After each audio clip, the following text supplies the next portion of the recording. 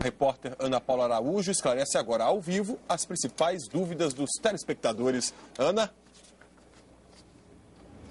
Evaristo, nós recebemos muitas perguntas sobre remédios. Eu começo, então, conversando com o nosso cardiologista convidado, Alain Eduardo da Silva. Doutor Alain, a Renata de São Paulo e a Maria Solange do Rio querem saber se quem tem pressão alta tem que tomar remédio todo dia, a vida toda, e se o organismo pode viciar com o medicamento. Sem dúvida. Toda vez que a pessoa tem pressão arterial elevada, ela deve fazer uso da medicação e essa medicação tem que ser usada continuamente.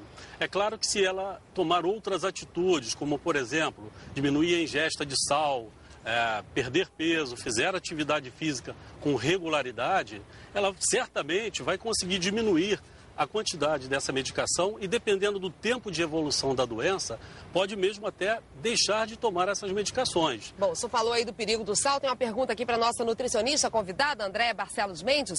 A Ana Cristina, do Rio de Janeiro, quer saber a quantidade de sal que um hipertenso pode consumir por dia e se o sal light também faz mal. Bem, boa tarde.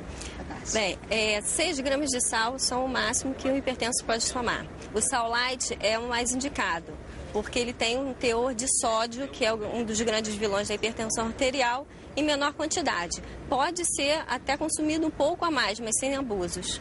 Bom, Analto Lucas, de Uberaba, Minas Gerais, pergunta qual é a pressão ideal e qual que tem que ser a diferença entre a mínima e a máxima.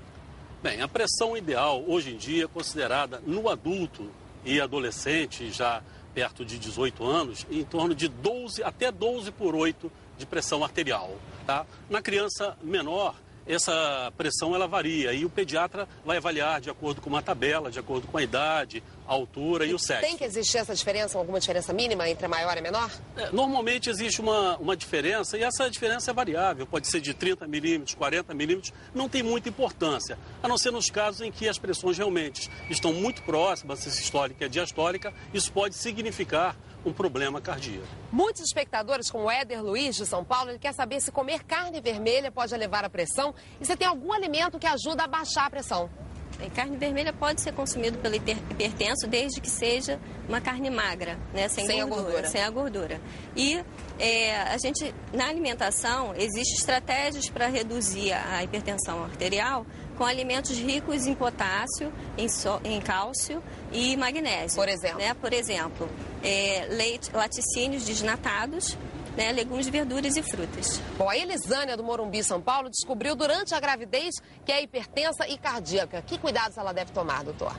Bem, ela tem que estar sendo acompanhada pelo obstetra, evidentemente, e junto ao acompanhamento obstétrico, um acompanhamento cardiológico rigoroso, porque a hipertensão arterial na gestante pode trazer problemas não apenas a ela, como também ao feto, e trazer problemas graves.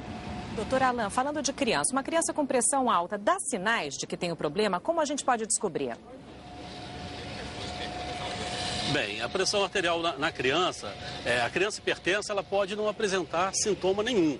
Se a pressão for elevada, pode apresentar dor de cabeça, cansaço, irritabilidade, mas é muito frequente a criança com hipertensão arterial elevada e que não apresenta sintoma nenhum. E o grande problema é que essa criança ela vai se tornar um adulto hipertenso e vai com todos os problemas que nós conhecemos. Problemas cardiológicos, renais, acidente vascular cerebral.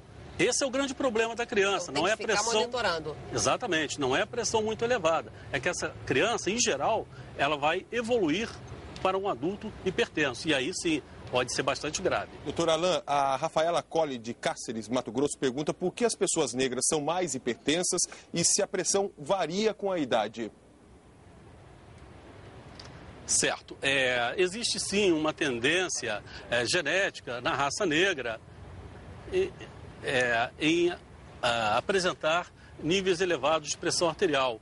Claro que isso também, além do fator genético, existem fatores sociais. Por exemplo, os negros da África têm um índice de hipertensão arterial menor do que os negros dos Estados Unidos. Isso é que o fator social entrando aí no meio também do fator genético.